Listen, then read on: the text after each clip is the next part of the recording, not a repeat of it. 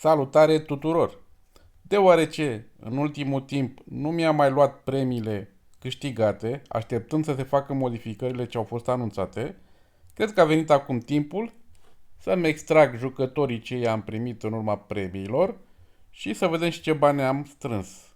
Deci, în cont am 2469 de monezi și să vedem acum premiile din ultima lună, cred. Deci de undeva din 2 noiembrie au fost ultimele pe care mi le-am extras.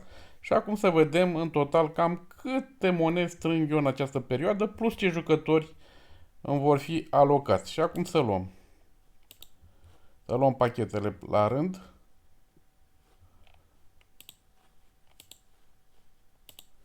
Or să fie ceva. Dar nu e nicio problemă. Că le luăm repede. Începând de astăzi, s-au făcut modificări în modul de alocare al pachetelor de cărți atunci când cumpărăm cărți cu monedile câștigate în joc. De azi a devenit mult mai ușor să luăm jucători buni, deoarece acum jucătorii au fost împărțiți în 3 categorii. Underdog, deci slabi, medii și foarte buni. Stelele, ca să zic așa.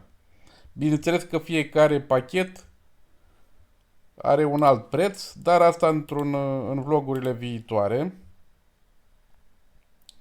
Deocamdată să luăm tot ce am câștigat în ultima lună, să vedem câți bani am făcut eu în ultima lună. Bine, banii cu care eu pot cumpăra jucători. Nu, vreau la sfârșit cărțile, dar acum dacă n-am fost atent. Jamil Collins, uite-l, 151, bun. 55. Astea sunt cărți cam care nu pot fi vândute pe piață. Doar că eu, cu monedile câștigate aici, voi putea să cumpăr cărți din care voi primi jucători care pot fi vânduți pe piață. Dar așa cum am spus, asta într-un vlog viitor. Deocamdată să vedem câți bani am făcut eu într-o lună de zile.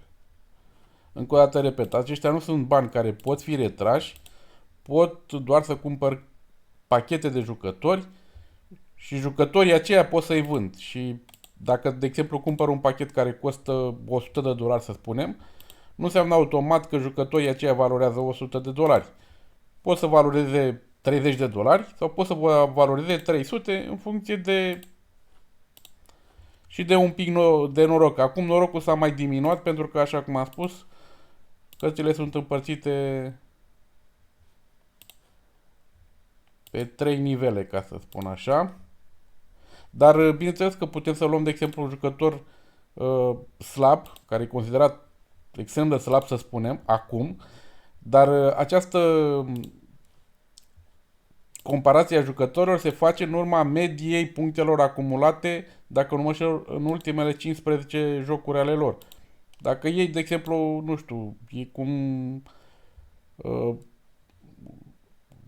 Marian Huja de la Petrolul, care a fost accidentat și acum revine ușor, ușor în joc.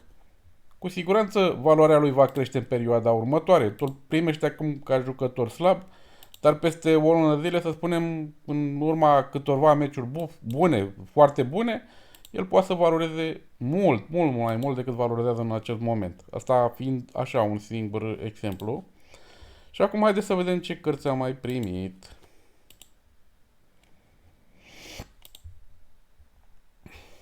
Gheoriță de la Rapid. Tancul 65, noi cine știe ce. Mai am ceva aici? Nu mai am. Mai am aici două cărți.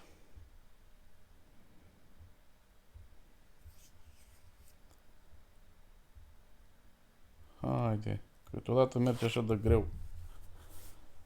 Câteodată. Gazi. 95, acolo la limită. E un puș după cum pare. 115. Ăștia sunt, cred că, considerați medii. Din câte știu eu, în jurul a 100, punctajul, sunt considerați medii. Orescu, 144, da, da, da, da. Chiar dacă joacă la Botoșan, ultima clasată în România, are media 144. Această media a punctajului este pe ultimele 5 jocuri. Și uite că aici și vedem punctajele de ultimele 5. Și media e de 144. Sau așa ar trebui să fie, sper că au calculat corect. 119. Bunicei.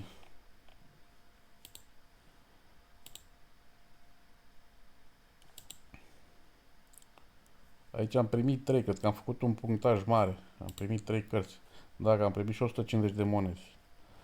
Dar degeaba am primit 3 dacă niciunul nu depășește 102 puncte.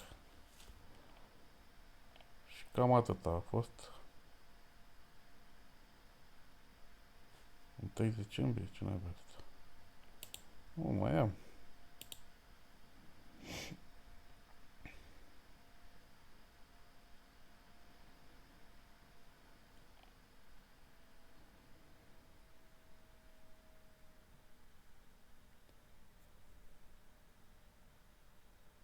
Întâi decembrie semnifica data extragerilor, da.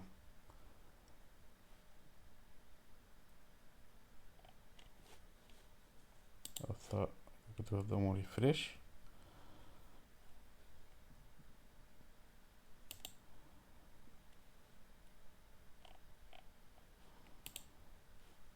Să deschidem din nou pachetul.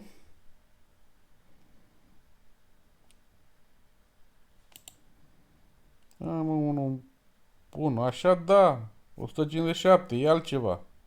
Ia uite, aproape nu are joc în care să nu fie acolo la limita de 100. 235, 148, 213, super, super bun. Și asta va fi ceva de genul... nu e chiar așa. Ok, cred că nu mai avem. Nu mai avem că pe astea le-am luat. Astea sunt noiembrie. Să văd dacă mai e ceva. Nu mai e. Bun.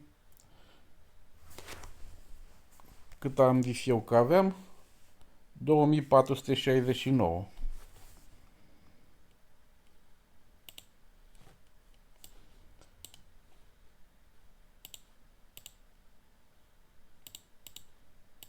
...2469 este egal 4920, 5000 de monede, ceea ce înseamnă împărțit la 100, că atât valorează o monedă, în euro sau dolari, ce naiba e aici.